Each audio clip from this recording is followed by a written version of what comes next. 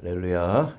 오늘은 고린도전서 12장 7절 이하에 있는 말씀을 통해서 성령의 나타나심에 대한 말씀으로 은혜를 나누도록 하겠습니다. 성령의 역사 가운데 가장 중요한 것이 무엇이냐 이렇게 생각한다면 저는 거듭나게 하는 것이다. 그래서 예수님께서도 바리새인 니고데모가 밤중에 찾아와서 예수님이 행하신 그 놀라운 이적을 보고 하나님께서 함께하지 아니하시면 이러한 이적이 일어날 수가 없습니다. 당신은 하나님의 사람입니다. 이렇게 예수님과 대화를 나누는 중에 예수님께서 분명히 말씀하셨어요.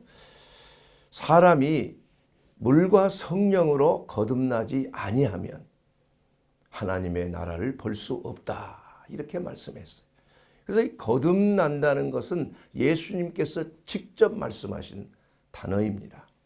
그래서 사람이 거듭난다는 것. 그 니고데모는 그게 무슨 말인가? 어떻게 사람이 다시 모태의 어머니의 태 안에 들어가서 다시 나올 수 있을까?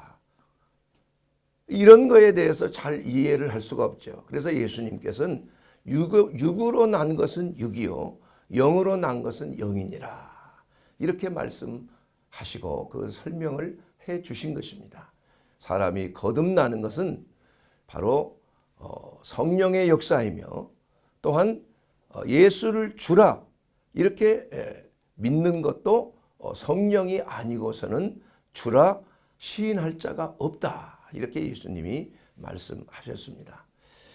그래서 오늘 그 주제는 이러한 그 성령의 역사하심을 통하여 어떻게 우리의 삶 속에 성령이 우리 몸 안에 거하시는데 어떻게 성령이 우리의 몸을 통해서 나타나시는가. 성령은 분명히 믿는 자 속에 역사하시는 하나님의 영입니다. 그래서 우리가 성령이 아니고서는 능력이 아니고서는 하나님의 일을 시작할 수도 알 수도 또 그 능력을 행할 수도 없고 나올 수도 없는 것입니다. 그러므로 예수님께서는 너희가 이제 성령이 너희에게 임하기까지 너희는 예루살렘을 떠나지 말고 오직 성령이 너희에게 임하면 온 유대와 사마리아와 땅끝까지 이르러 나의 증인이 되라. 이렇게 말씀하신 것입니다.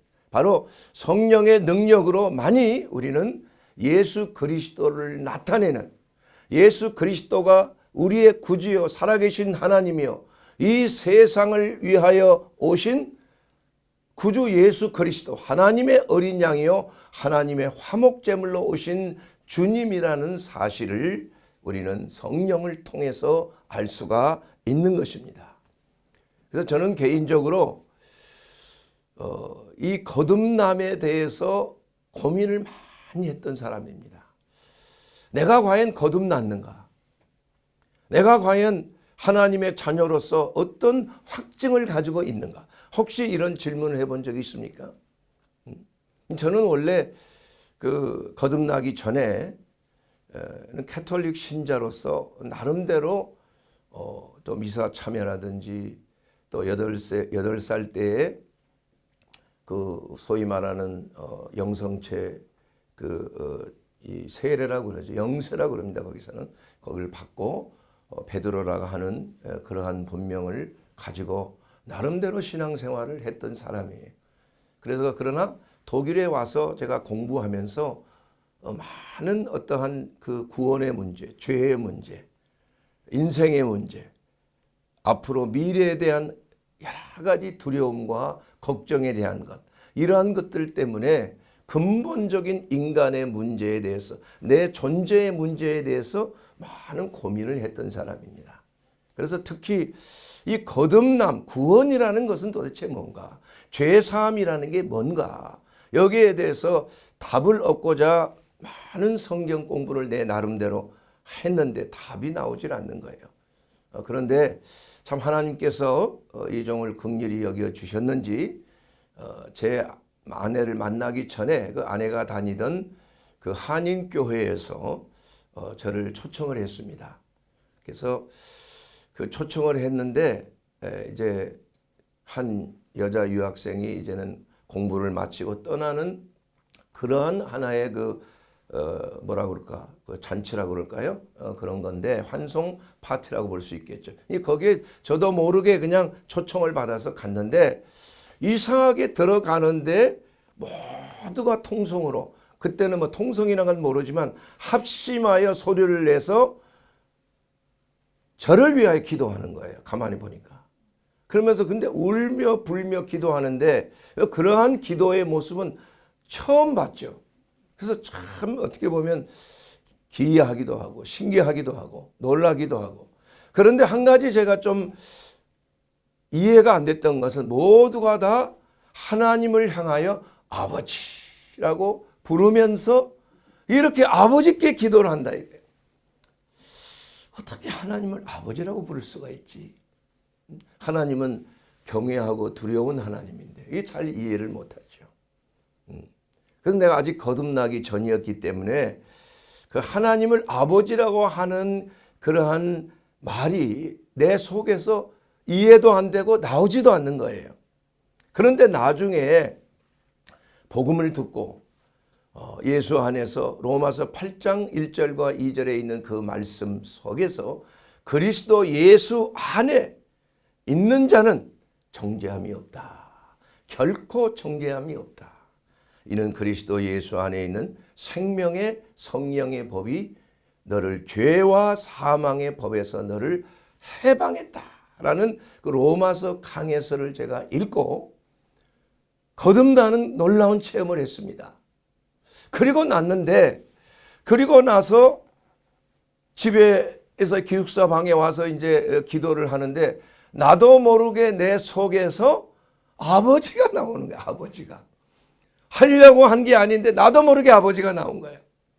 그래서 야, 이거 참 신기하다 말이야.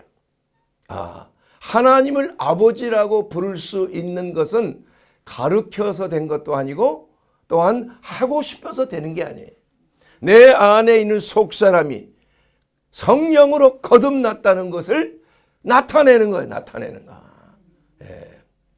그래서 성경은 너희는 다시 무서워하는 종의 영을 받지 아니하고 양자의 영을 받았으므로 우리가 아빠 아버지라고 부르짖느니라. 바로 로마서 8장 15절에 있는 그 말씀이 바로 자동적으로 성령이 우리 가운데 거하시면 성령으로 우리가 거듭나게 되는 거예요. 그래서 새로운 피조물로 거듭날 때에 하나님을 이제는 아빠라고 부를 수 있는 자연스러운 그러한 현상이 나타나는 겁니다. 이게 바로 성령의 나타나심이에요. 성령의 역사예요. 그래서 우리가 성령이 우리 안에 내주하신다는 것이 확실한 것이 바로 하나님을 아빠라고 부를 수 있는 거예요. 성령이 내 안에 거하시는구나. 그래서 성령님은 우리의 몸을 집으로 삼아 성전으로 삼는 거예요.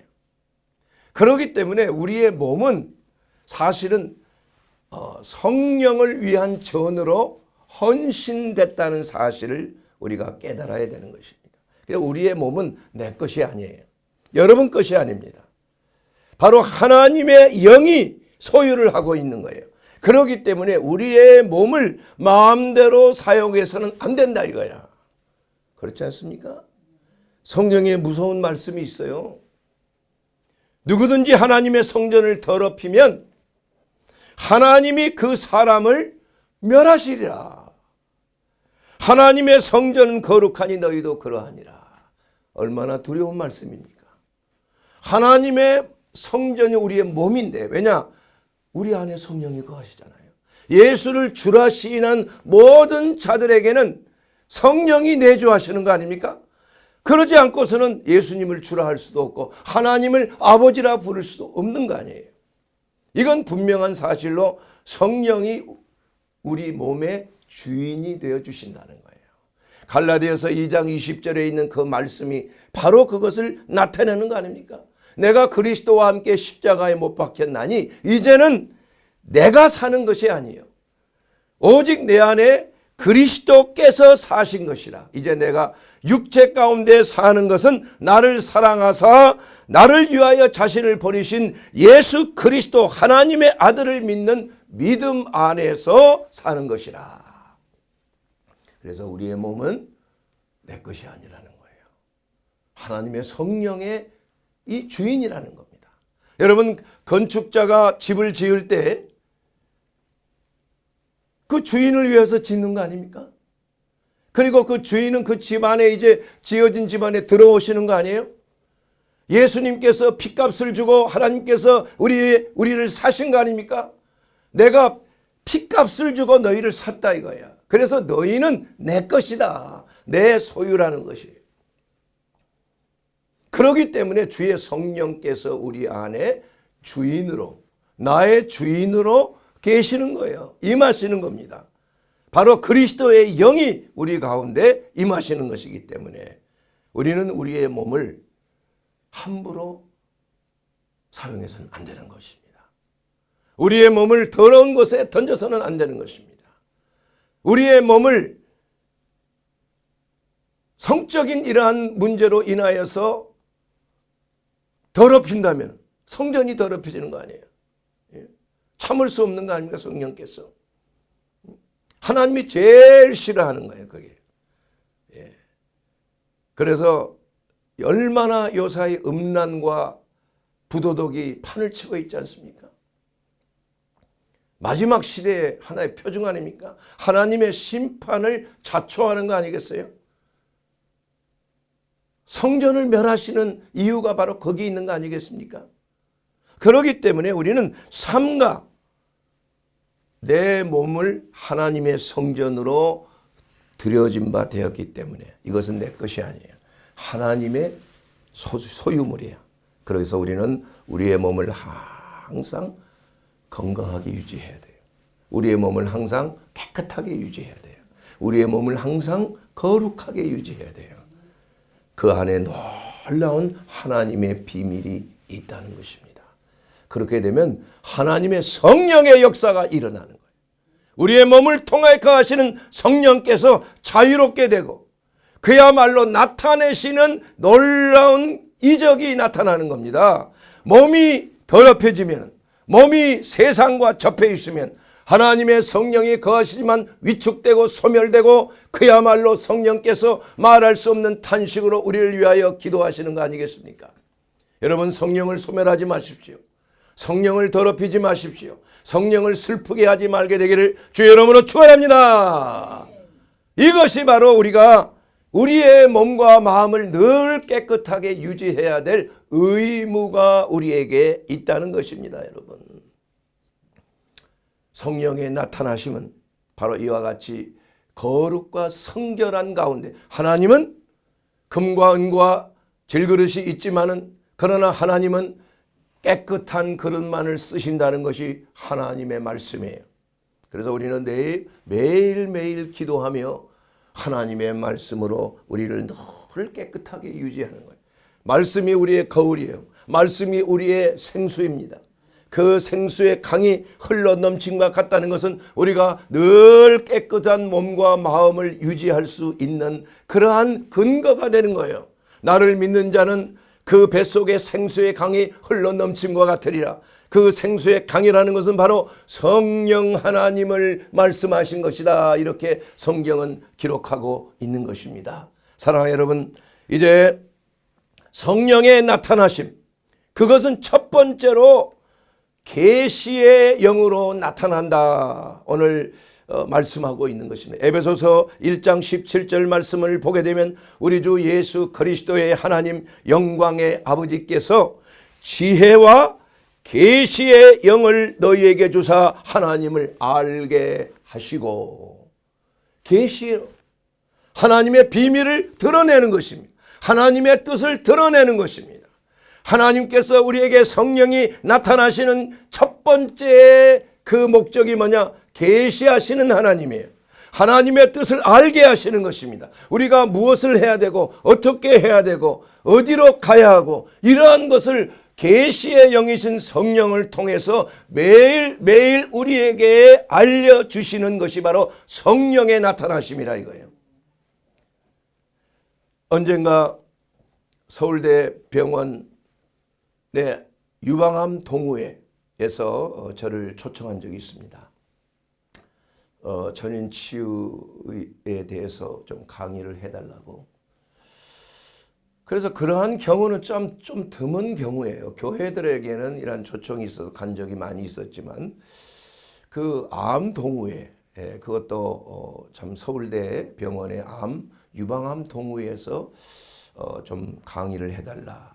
전인 치유에 대해서 강의를 해달라. 이렇게 요청이 왔을 때 좀 기도를 했습니다. 어떤 목적일까? 물론 암을 좀 예방하고 암 환자들이 전이되지 않도록 이렇게 의학적인 이러한 것을 좀 강의하고 또 전인적인 관점에서 우리 영과 혼과 육이 어떻게 서로 주고받고 어떻게 전인적 건강을 유지할 수 있는가, 이거에 대해서 이제 준비를 해놓은 것이 있기 때문에 하면서 기도를 했어요. 그런데 이런 경우는 좀 드문 경우지만 묘하게 갑자기 그냥 환상처럼 사진이 딱 나타나는 거야, 기도 중에. 그런데 가만히 보니까 그 숫자가 보니까 84명이라는 거야. 84명인데 제가 그 가운데 있고 그 여성분들, 유방암 환자니까 여성분들이 모여서 이제 기념사진을 찍은 것이 쫙 이렇게 기도 중에 보여지는 겁니다. 그런데 희한한 게 그 같이 사진을 찍은 여성분들의 옷이 조금씩 달라요. 근데 대부분의 옷이 한 반 정도는 색동 옷을 입었더라. 색동 옷. 색동 저고리 같이 이렇게 색동이 있는 거. 참 이상하다. 그렇게 해서 사진 그리고 끝나는 거예요. 그게 무슨 일일까? 이렇게 하나님께 기도했어요. 그래서 색동 옷이라는 것은 죽을 자를 말하는 것이다. 그렇게 하면서 성령께서 그것을 계시해 주신 거예요. 왜 계시해 줬느냐? 그 죽을 자를 위해서 복음을 전하라는 거야. 그래서 결론, 암 환자의 건강을 위하고 재발을 위해서 강의하는 것도 중요하지만 이 중에 한 반 정도는 세상을 떠날 사람이구나. 이것을 하나님이 보여주셨다 이거예요.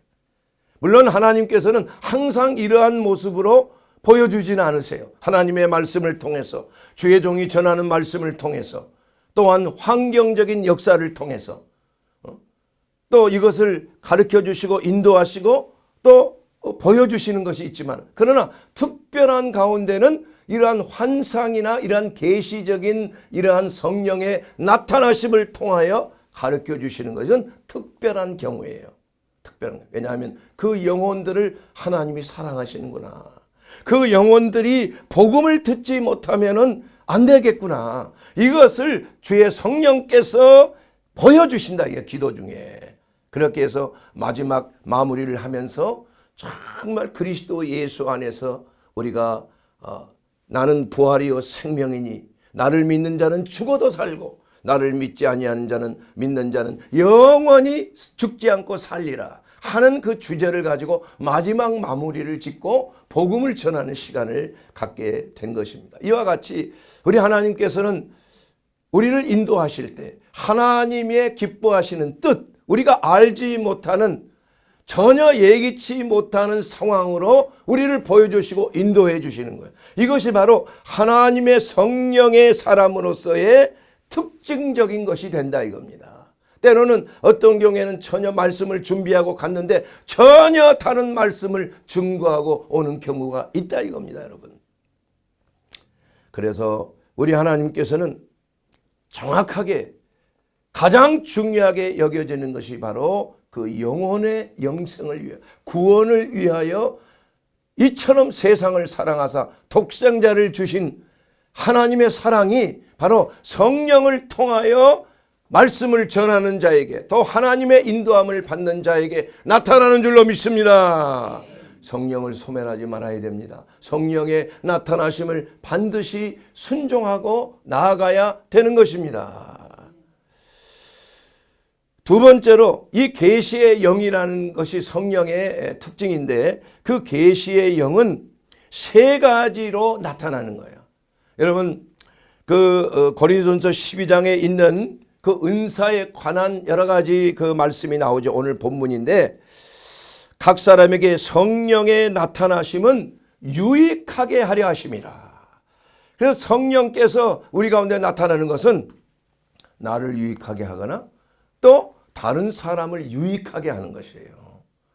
그래서 그 성령의 은사 중에 여러 가지 은사들이 있지만은 오늘 주시는 이 계시의 은사, 그 계시의 은사는 세 가지를 말하고 있는 거예요. 이것은 은사라기보다는 은사는 좀 말이 많은 그런 문제가 있죠. 하나님이 주신 성령이 주신 선물이라고 말하지만 사실 그 은사는 소유권에 대해서 좀 불분명해요. 사실은 은사라기보다는 성령의 나타나심이다. 이렇게 표현하는 것이 더 정확한 것이에요. 그래서 이 고린도전서 12장 7절에 이 말씀을 한 후에 각 사람에게 성령을 나타내시면 유익하게 하려 함이라 한 후에 8절에 어떤 사람에게는 성령으로 말미암아 지혜의 말씀을, 어떤 사람은 같은 성령으로 지식의 말씀을, 어떤 사람은 참 믿음을, 뭐 이렇게 나오는데 이 세 가지 그 계시의 은사는 지혜의 말씀, 지식의 말씀, 또한 영분별에 대한 그러한 은사라고 이렇게 말씀할 수가 있는 것입니다. 이게 첫째는 이 계시의 영으로 분리된 것 가운데는 지혜의 말씀인데 지혜의 말씀은 말씀을 전할 때 이것이 바로 듣는 자들의 마음속에 어떻게 유익을 가져다 줄 것인가, 이것을 적용하도록 하는 말씀이 지혜의 말씀이에요. 그래서 같은 말씀을 전하되 어떤 회중들에게는 이 말씀을 해석하는 방법이 다른 거예요. 말씀을 전하는 방식이 다른 거예요. 어떤 교회에 가면은 또 그 교회마다 특성이 있기 때문에 같은 말씀을 가지고도 다른 말씀이 나오는 거예요. 어떤 경우에는 하나님께서 이렇게 가르쳐 주는 거예요. 마치 그 서울대 암동호회에서 그 한 것처럼 하나님께서 전혀 예기치 아니하게 그것을 계시하시는 거 아니에요? 이게 바로 계시의 영이신 성령께서 우리에게 지혜의 말씀을 주시는 것입니다. 그래서 그 말씀을 듣고 듣는 자들이 자기의 삶 속에 있는 문제들을 해결할 수 있도록 주의 성령께서 역사하여 주시는 줄로 믿습니다. 두 번째로는 지식의 말씀이에요. 지식의 말씀. 바로 이사야서 11장 2절에 나와 있는 대로 여호와의 영 곧 지혜의 총명의 영이요 모략과 재능의 영이요 지식과 여호와를 경외하는 영이 강림한다고 그랬습니다. 그래서 성령은 지식의 말씀을 주는 영이시다. 이렇게 나타나는 하나님의 계시의 영인데 그 계시의 영이 나타나는 것은 지식의 말씀으로 나타난다는 거예요. 여러분 사도 바울이 그가 예수님을 만나고 난 후에 자기가 비운 세상적인 지식들, 이것을 예수님을 아는 지식과 비교를 하니까 이것은 배설물과 같은 거예요. 이것은 하나님을 아는 지식과 세상의 어떠한 철학과 학문 뭐 이러한 것을 아니까 이것은 배설물과 같은 지식이에요.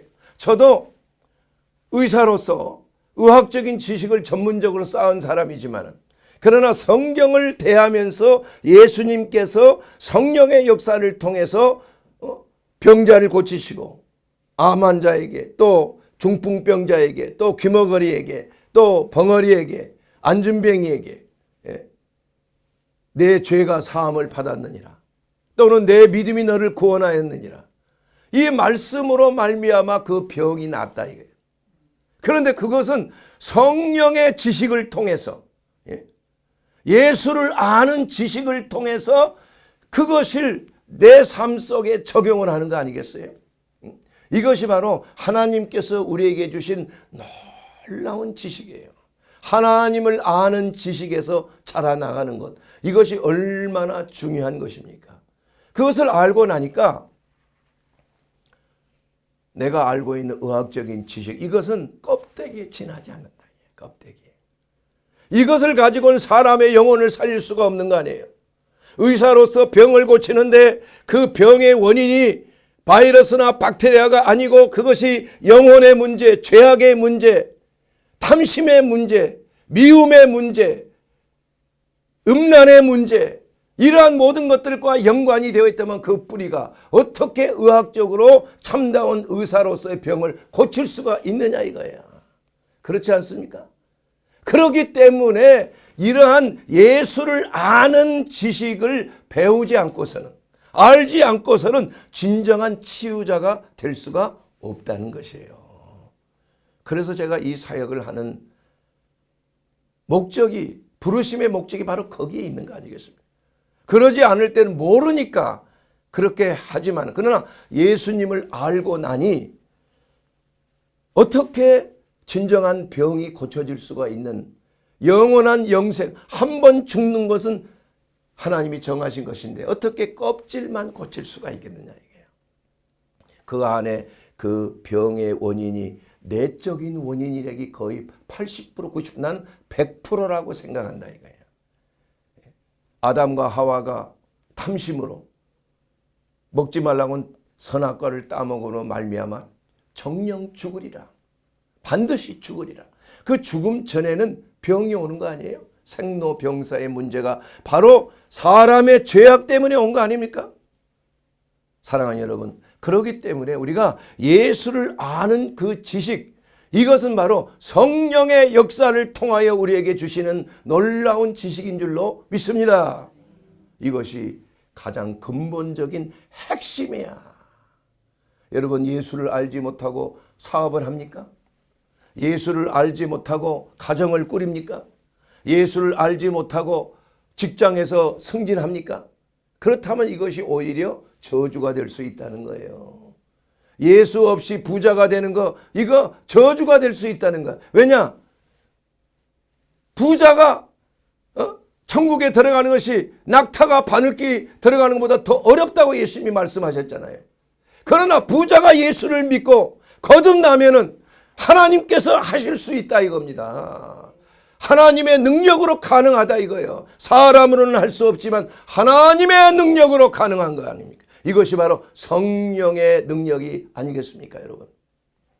그렇기 때문에 계시의 영은 바로 지혜의 영, 하나님의 말씀을 우리의 삶 속에 적용하여 그 말씀의 그 지혜로 말미암아 그 삶의 문제를 해결하고, 또한 예수를 아는 지식의 영으로 말미암아 우리는 가장 중요한 핵심적인 그 지식, 진리의 지식을 우리의 삶 속에 가지고 있다면 이 삶에 대한 모든 목표가 분명해진다 이겁니다, 여러분. 모든 것을 분별할 수 있는 가장 중요한 근거는 하나님의 말씀의 진리로 우리는 모든 것을 분별하는 거 아니겠습니까? 그래서 하나님의 말씀은 순은보다도 7배를 더 단련한 순은보다도 더 순결함이요. 진리의 말씀은 바로 우리의 삶의 길의 빛이요, 나아가는 발의 등이 된다 이겁니다. 실족하지 아니하고 바른 길로 가는 길잡이가 되는 것이 하나님의 말씀의 진리 아닙니까? 이 진리의 영, 지식의 영, 계시의 영, 또한 지혜의 영이 우리 가운데 역사할 때 우리는 바른 길로, 선한 길로, 우리가 하나님이 기뻐하시는 그 길로 나아가게 되는 줄로 믿습니다. 세 번째 계시의 영은 영을 분별하는 것으로 나타나는 것입니다. 영분별이에요. 사랑하는 자들아, 영을 다 믿지 말라.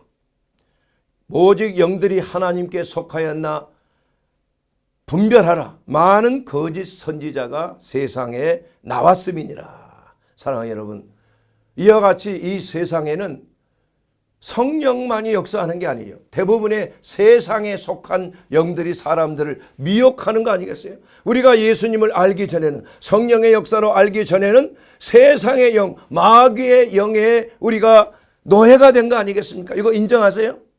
예? 그러니까 하나님의 영을 알지 못하는 거 아니었어요? 그 마귀의 영의 노예 생활을 한 거 아닙니까? 죽기를 두려워함으로 종로로 탄 거 아닙니까? 죄를 짓는 자마다 마귀에 속한다고 말씀하신 대로 우리는 마귀의 노예가 되었지 않냐 이거예요. 그것을 깨닫고 성령께서 이제는 그리스도 예수를 내 삶의 구주로 모셔드릴 때에 우리는 하나님의 자녀로서 거듭나는 은혜를 얻게 되었지 않느냐 이거예요.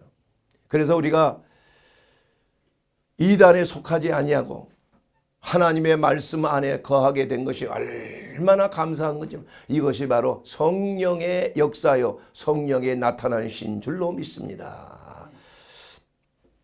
오늘 마지막으로 언변의 그러한 나타나심, 말로 나타나시는 성령의 역사를 하고 오늘 마치도록 하고, 다음 주에는 제 나타나심 2번으로 시작하도록 하겠습니다. 오늘은 이 언변으로 나타나는 것이 있는데 이것을 방언이라고 합니다. 방언.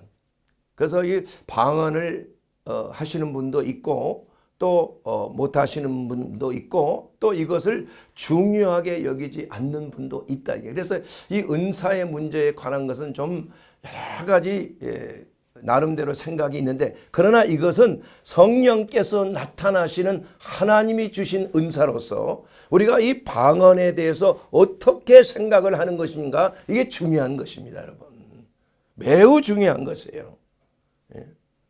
그 방언에는 개인적인 방언과 공동체적인 방언이 있어요.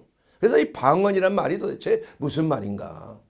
이 방언이란 말을 이제 성경에서 번역을 한 것은 이것은 글로살이야. 혀를 움직여서 내는 소리란 얘기예요.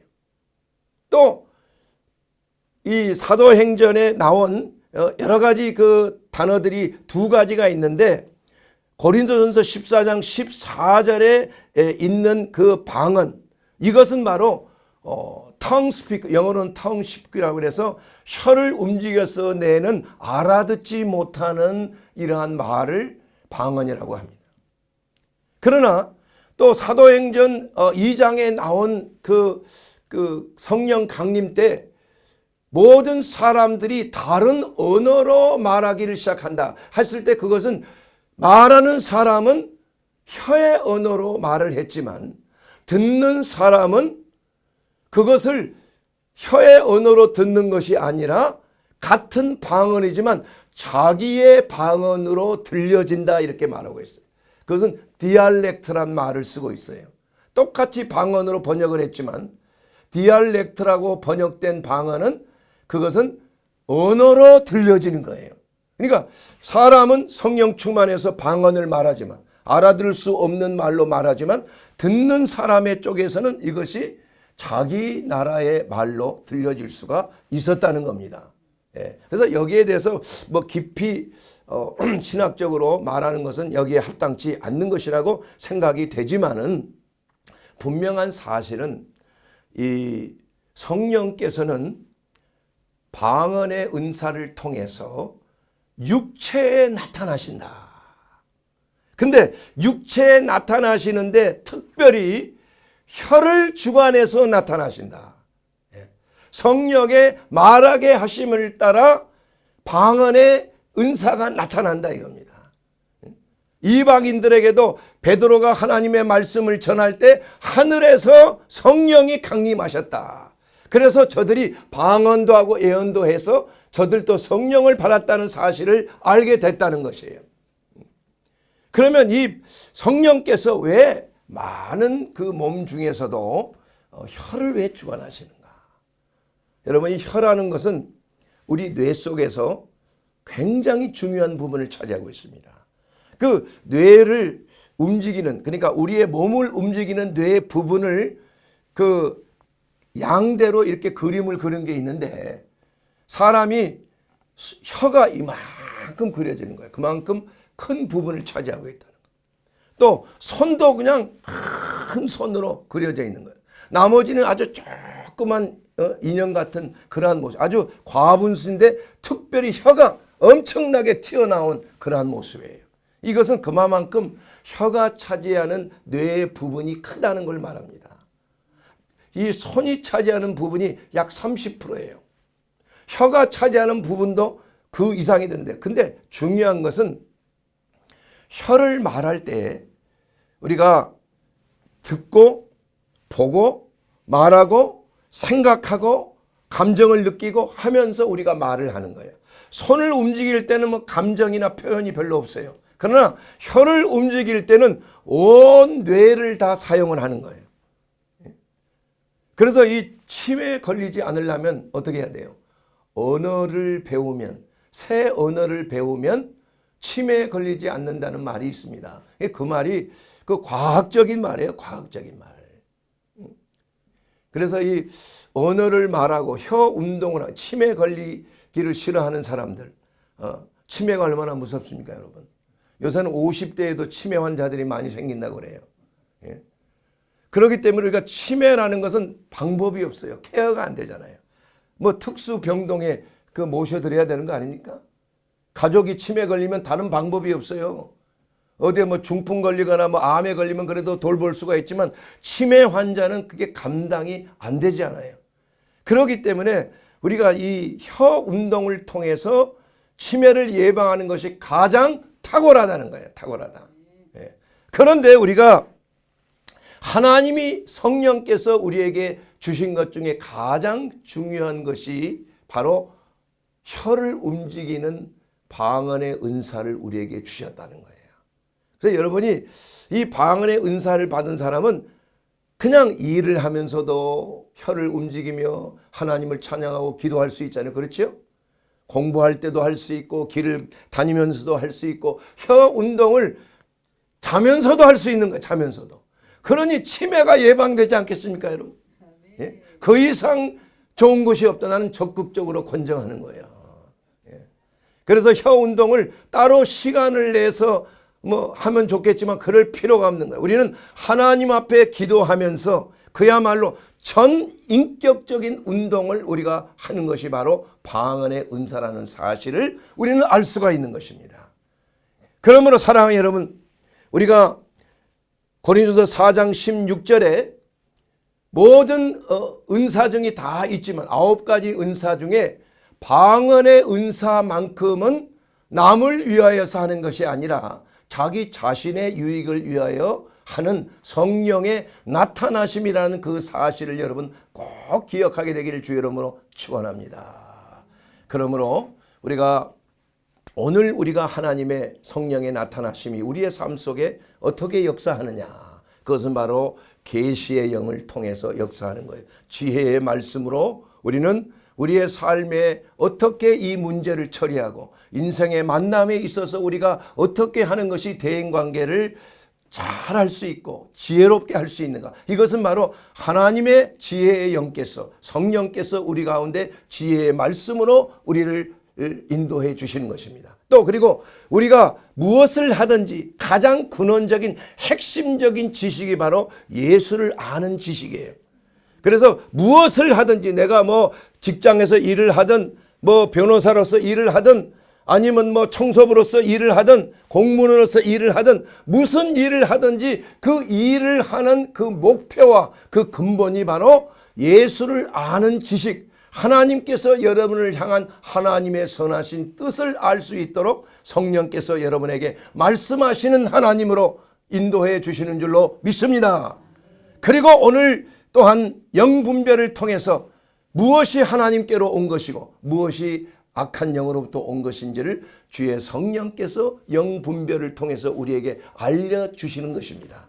그리고 오늘 마지막으로 말씀드리는 것이 바로 방언을 통해서 혀를 움직이면서 하는, 이해할 수 없지만은 그러나 방언의 통변을 통해서 알아들을 수 있는 교회의 덕을 세우지만 그렇지 않고서는 내 자신을 위해서, 내 자신의 건강을 위해서, 내 자신의 영적인 그러한 놀라운 영성의 이러한 그 건강을 위해서 영적인 근육과 영적인 혈액순환과 영적인 어지러움을 우리가 타파하고 그리스도 예수 안에서 그야말로 영과 혼과 몸이 치매를 예방하고 우리가 영적인 지혜를 깨닫게 되고 영적인 지식을 우리가 알아서 하나님이 기뻐하시고 온전하시고 선하신 뜻이 우리를 향한 뜻이 무엇인지를 우리가 잘 깨닫게 하므로 하나님을 기쁘시게 사람에게 아름다운 덕을 끼치는 거룩한 성도의 삶을 살게 되기를 주 예수님의 이름으로 축원합니다. 이것이 바로 성령에 나타나시는 하나님의 역사인 것입니다. 그러기 위해서 우리는 우리 주 예수 그리스도, 우리 주 예수께서 나의 하나님, 나의 구주가 되지 않고서는 우리가 우리의 성령의 역사하심이 우리 안에 나타날 수가 없는 것입니다. 이 모든 것은 우리 주 예수께서 우리를 위하여 십자가를 지시고 물과 피를 쏟으시고 누구든지 그리스도 예수 안에 있으면 정죄함이 없이 영원한 영생을 얻게 하신 아버지 하나님의 지극하신 그 사랑하심이 바로 예수 그리스도 안에 있다는 것입니다. 사랑하는 여러분, 아직도 예수 밖에 있는 자들, 예수님을 내 하나님 나의 구주로 알지 못하는 자들, 하나님을 아빠 아버지라고 부를 수 없는 자들은 아직 거듭나지 못했다는 증거가 되는 것입니다. 주 예수를 믿으십시오. 그리하면 여러분과 여러분의 집이 구원을 받는다는 하나님의 약속의 말씀이 있는 것입니다. 그리스도 예수 안에 우리의 삶이 진정으로 하나님이 기뻐하시는 거룩한 성도의 삶이요, 생명을 얻되 더욱 풍성하게 얻는 행복한 그리스도인의 삶이 되는 줄로 믿습니다. 이것이 바로 하나님이 우리에게 주신 성령의 나타나심인 줄로 믿습니다. 주 예수 안에 거하는 놀라운 은혜가 바로 성령의 나타나심으로 여러분의 가정과 일터와 자녀들과 모든 범사에 적과 꿀이 흐르는 풍성한 생명이 넘칠지어다.